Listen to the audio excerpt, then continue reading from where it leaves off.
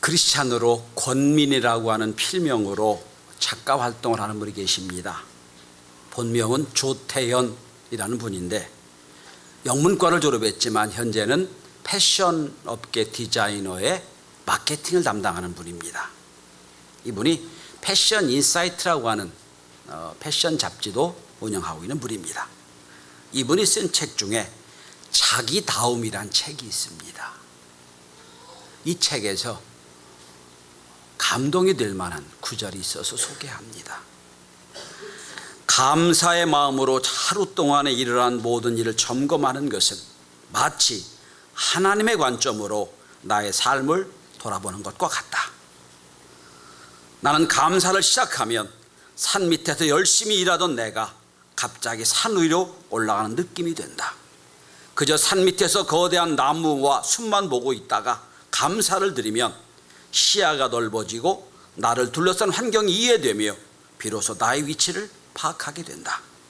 그래서 감사는 평범한 일상에서 특별한 기적을 찾는 일종의 훈련이라고 생각한다. 감사하게 되면 당장 이해되지 않고 나쁜 감정이 남아있던 것들조차도 피하고 싶은 대상이 아닌 자기 다음으로 완성하는 과정의 한 부분으로 보인다. 그래야 이해가 되고 용서할 수 있는 힘이 생긴다. 경쟁은 자신의 부족을 생각나게 하지만 감사는 자기에게 있는 모든 것을 누리게 한다. 역시 크리스찬다웠게 자기 다음이 뭔가를 잘 정리한 글이라고 생각을 합니다. 구원받은 성도들의 특성을 한마디로 표현하면 은혜와 감사입니다. 은혜와 감사가 없이는 구원받은 성도라고 할 수가 없을 겁니다. 그래서 성경에는 은혜와 감사라는 단어가 참 많이 나옵니다. 성경 여기저기에서 항상 감사하라, 감사라는 단어가 많이 나옵니다. 그런데 우리는 대개 감사를 형용사나 부사나 명사로 쓸 때가 많아요. 무엇 때문에 감사하고, 이러므로 감사하고, 아니면 감사는 이렇다 규정할 때가 많습니다. 그런데 성도 여러분, 무엇 때문에 감사하는 부사적인 감사는 그 조건이 없으면 감사가 없어지고요, 감사라고 규정하는 순간부터 감사는 과거형이 되어버립니다. 전 그래서 진정한 감사는 명사형 감사가 아니라 동사형 감사가 된다고 생각을 합니다. 그러니까 오늘 말씀의 제목이 감사는 동사입니다, 이런 제목이에요. 말씀드렸던 권민은 자기다움이라는 책에서 이런 말도 합니다. 인생은 누구나 원본으로 태어나지만 누군가 복사본으로 죽기가 쉽다. 참 찔림이 있는 말이에요. 여러분, 감사를 통하여 자기다움을 찾고 인생의 원본으로 살아가는 은혜가 있길 바랍니다.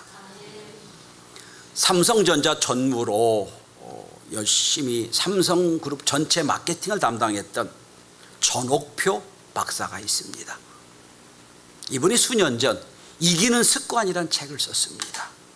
그 책을 써서 우리에게 상당한 도전을 주었습니다. 이기는 습관. 근데 그 책에서 첫 번째 이 1장이 총알처럼 움직인다라는 부제에 이런 말을 하고 있습니다. 조직을 만들었다고 움직인 건 아니다.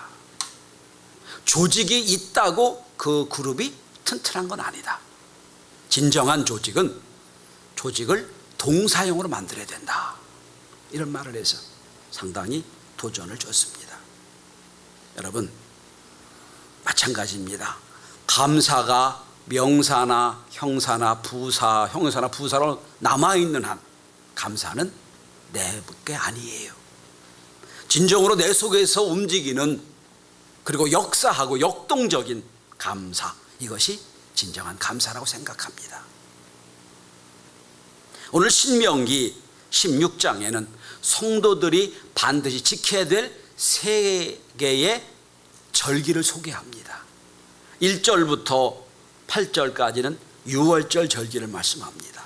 오늘 본문은 7.7절 맥주감사절 절기를 말씀하고 있고, 그리고 13절부터 마지막 절까지는 초막절, 장막절, 추수감사절에 대한 말씀이에요. 여러분 읽어보시겠지만 읽으면서 우리는 좀 다른 생각을 할 수 있습니다.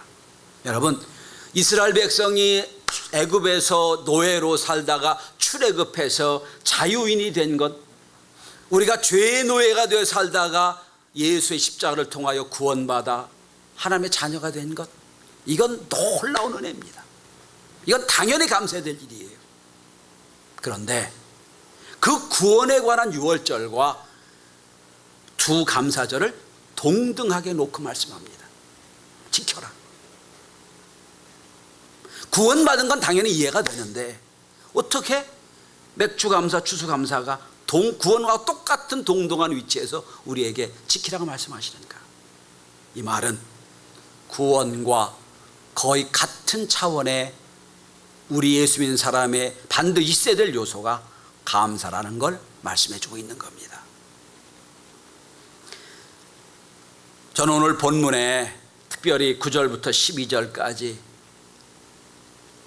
첫 예물을 드린 77절 맥주감사절을 준비하며 감사에 대한 4가지 동사에 대한 말씀으로 말씀을 나누려고 합니다.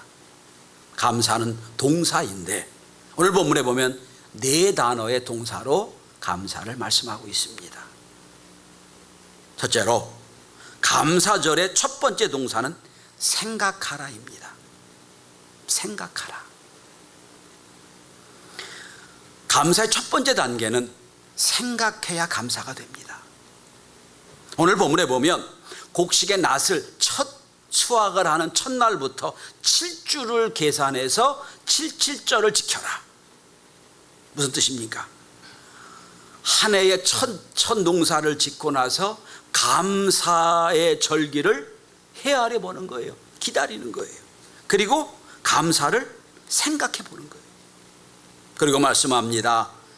첫 열매를 얻는 날부터 날짜를 세어 감사해라. 이 말은 어떤 복을 지금까지 주셨는지를 헤아려 보라는 말씀이에요. 성도 여러분, 생각이 없으면 감사도 없습니다. 그래서 생각하다라는 단어 think와 감사하다라는 단어 thank는 같은 어원을 갖고 있습니다. 러시아의 위대한 작가 도스토옙스키는 악령이라는 소설에 이런 말을 합니다. 인간이 불행한 이유는 자신이 행복하다는 것을 모르기 때문이다 라고 그랬어요. 생각이 없다는 거예요. 성도 여러분, 불평할 일은 당장 내 눈앞에 있어요.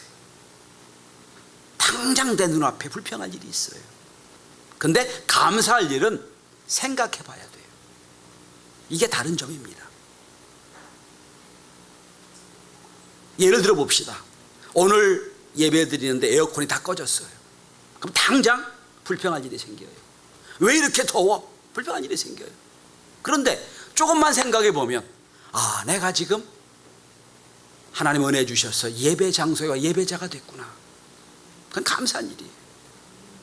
날마다 눈에 보이는 불평과 원망으로 즉시 반응하면 우리는 불행한 인생이 돼요. 생각해 봐야 돼요. 인류 중 날마다 감사하며 감격하며 은혜를 누리며 살아도 부족한 인생을 산 사람 있습니다. 아마 그의 인생의 99.9999%는 감사할 일밖에 없었을 거예요.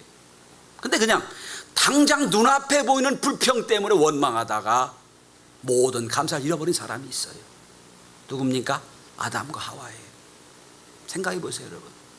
하나님이 아담과 하와를 위해서 모든 걸 다 지어놓으셨어요. 퍼펙트했습니다. 환경이 퍼펙트했어요. 거의 부족함이 없어요. 그런데 사탄이 와서 꼬입니다. 사탄이 와서 말하는 순간을 들으면서 당장 눈앞에 뭐가 됩니까? 원망이 생기는 거예요.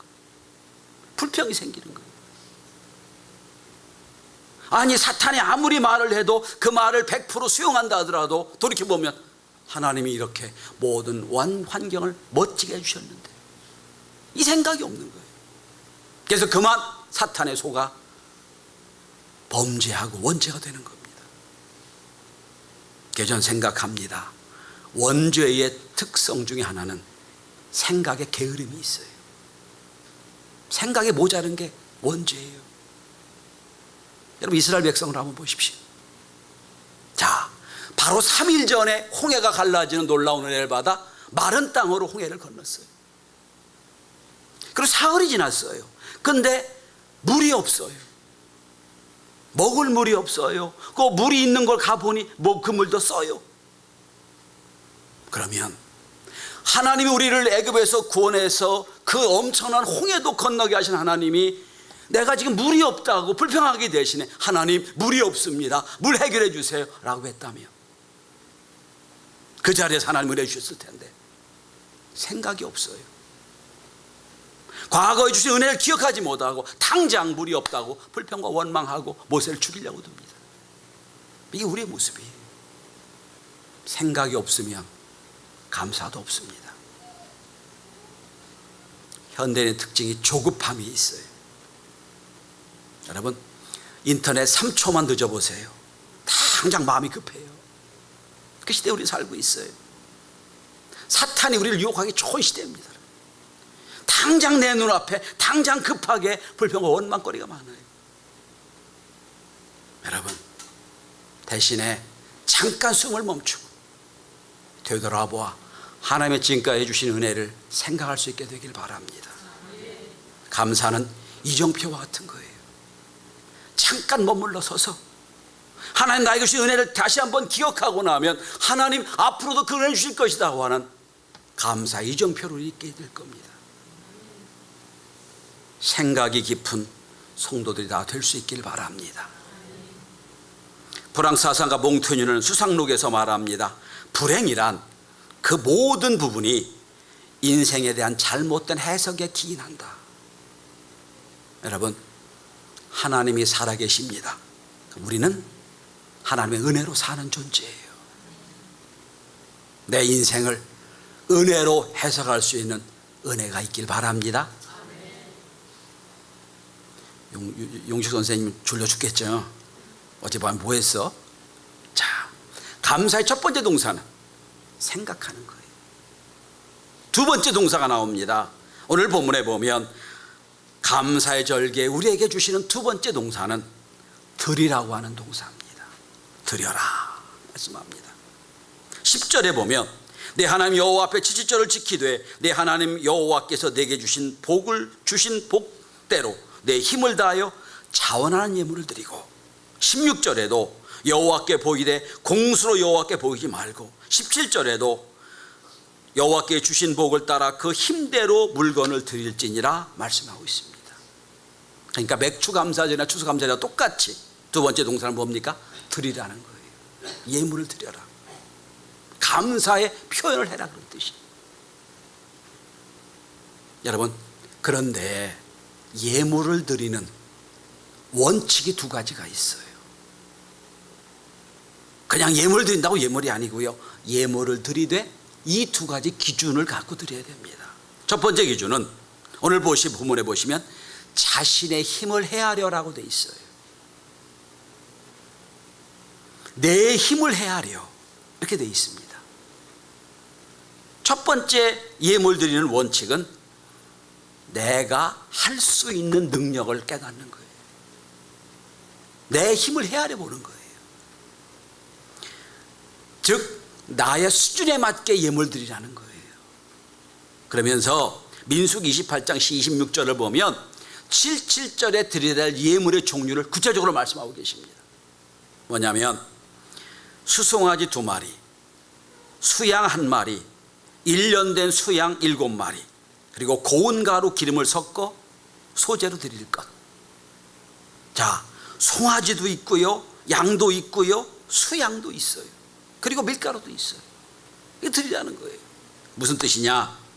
잘 사는 사람, 그리고 능력이 되는 사람은 송아지를 드리고, 보통으로 사는 사람들은 양을 드리고, 내가 너무 가난하다, 드릴 것이 없다 그러면 밀가루, 고운 가루를 드리라는 뜻이에요. 하나님이 밀가루밖에 못 먹는 사람에게 너 송아지 드리라 말씀한 적이 없어요. 내 힘을 헤아려. 내가 할 수 있는 능력 가운데 드리라는 거예요. 그런데 공통적인 특징은 빈손으로 오지 말라는 거예요. 내가 너한테 은혜를 베풀어 주었고 내가 지금까지 너를 인도했으니까 너는 감사를 표하라는 거예요. 누가복음 12장 48절 말씀합니다. 물은 많이 받은 자에게는 많이 찾을 것이요 많이 맡은 자에게 내가 많이 달라 할 것이다 그랬어요.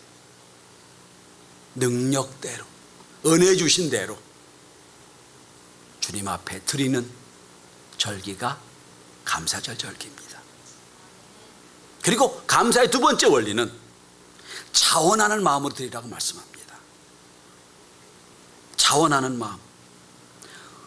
예물은 강요로 드릴 수 있는 게 아니에요. 하나님이 우리에게 너 은혜 줬으니까 너 예물 내놔 총칼로 우리를 강압하시는 분이 아니에요. 네가 자원하는 대로, 내 마음에 감동되는 대로, 이런 뜻이에요. 베드로후서 9장 7절을 말씀합니다. 각각 그 마음에 정한 대로 할 것이요 인색함이라 억지로 하지 말지니 하나님은 즐겨내는 자를 사랑하시느니라. 억지로 하지 말아라, 인색함으로 하지 말아라. 주신 은혜대로 해라. 가끔 나이 드신 분들하고 이렇게 대화하면 이런 대화를 하신 분이 있어요. 마치 자녀에게 주는 걸 뺏겼다고 생각하는 듯한 대화를 하실 때가 있어요. 그럼 이제 생각합니다. 아무리 주어도 뺏겼다고 생각하는 순간 그건 은혜가 없는 거예요. 여러분 마찬가지예요. 하나님께 드릴 것도 감사한 마음으로 드려야지, 전하는 마음으로 드려야지. 의무로 드리면 의미가 없어집니다. 감사절 두 번째 동사는 드리는 겁니다. 드려라 말씀합니다. 그리고 세 번째 동사가 나옵니다. 감사절 세 번째 동사는 즐거워하라, 즐기라 라는 단어입니다. 시인 T.S. 엘리오트는 황무지라는 책에서 이런 표현을 아주 멋진 표현을 했죠.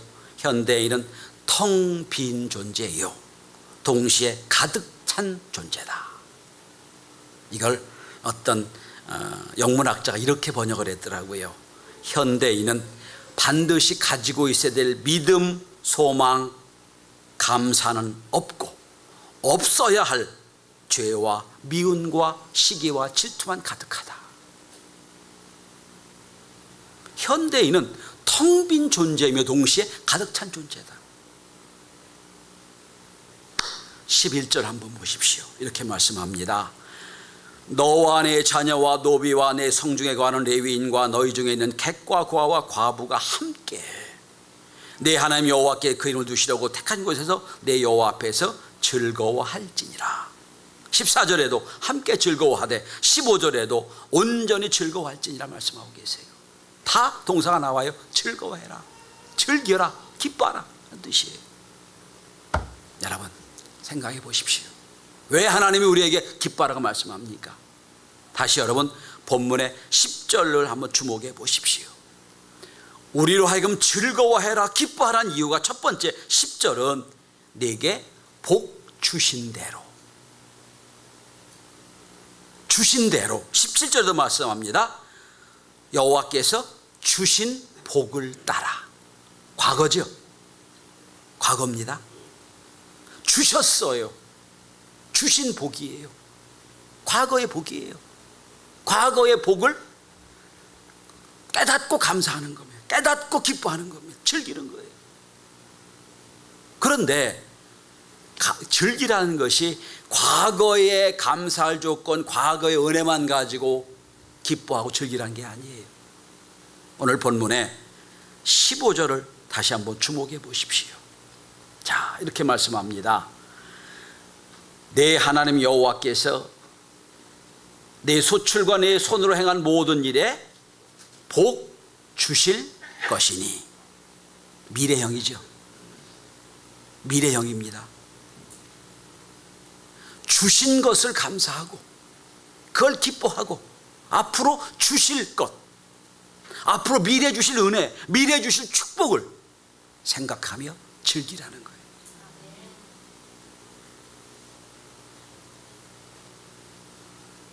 감사절은 지난 6개월 동안 주신 은혜만 감사하는 게 아니에요.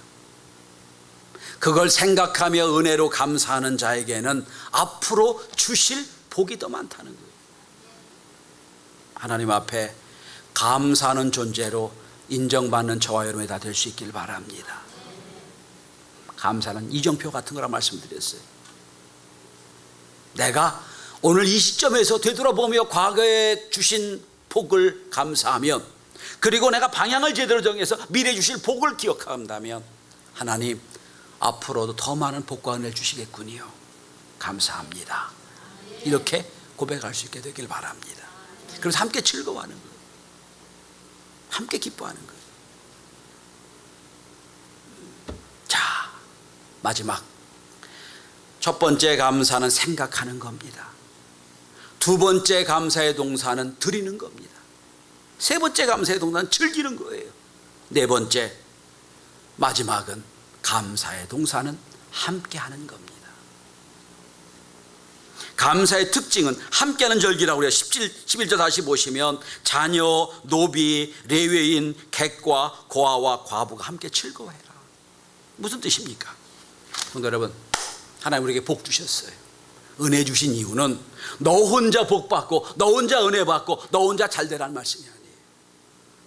너를 부르신 목적은 아브라함처럼 너로 하여금 복의 근원이 되라가 부르신 거예요. 믿으세요? 그럼 내가 복을 받았어요. 은혜를 받았어요. 그러면 나누라는 거예요, 여러분. 고아에게 나누고 객에게 나누고 레위인에게 나누고 복을 받으라. 오늘 우리 시대의 교회들이 교회 스스로 성을 자꾸 쌓아놔요. 나누질 못해요. 이게 참 안타까운 일이에요. 교회 크게 줘놓고 관리하느라 하고 나눌 여유가 없어요. 이게 사회에서 점점 교회가 외투가 되는 거예요. 근데 감사절의 기본적인 원리가 뭡니까? 함께 나누라는 거예요. 네가 받은 복과 은혜가 있느냐? 그 너 복을 주신 이유는 아브라함처럼 너로 하여금 복의 근원 되게 만들었으니까 자꾸 나눠줘라, 베풀어줘라, 함께 해라 말씀하는 거예요. 아브라함을 부르실 때 혼자 복 받고 혼자 잘 살라고 부르신 거 아니에요. 그를 통하여 믿음의 조상 삼으신 거예요. 우리 교회는 작은 교회지만 감사절마다 우리는 비록 많지는 않지만 늘 이웃과 이 지역과 섬기는 일을 많이 했습니다.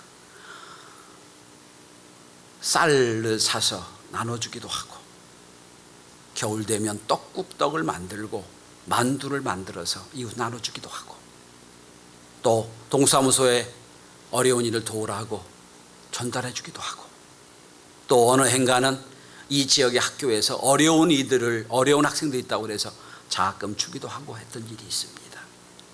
다 나눠주는 일입니다. 그런데 전 이번 맥주 감사절은 좀 특별한 용도로 우리의 감사를 함께 나누려고 합니다. 제가 신학교 교장으로 있는데 참 어려운 지역입니다. 그런데 그 학교에 선교사가 차량이 없어요. 학생들이 방학 때 학교 때 가지고 온 차를 갖고 빌려 쓰고 있는데, 거기는 버스나 택시를 타면 너무너무 검문이 많아요. 모든 버스를 다 내리게 하고 검문하고 또 출발시키고 그럽니다. 그런데 자격 바꾼 사람은 그저 웬만하면 통과하더라고요. 이번에도 9분의 목사님들이 졸업식에 가서 참여를 합니다. 목사님들이랑 의논을 했어요. 이번 맥주감사절 헌금은 다 모여서 우리 차량을 한번 사는 데 쓰자. 이번에는 저는 이렇게 생각합니다.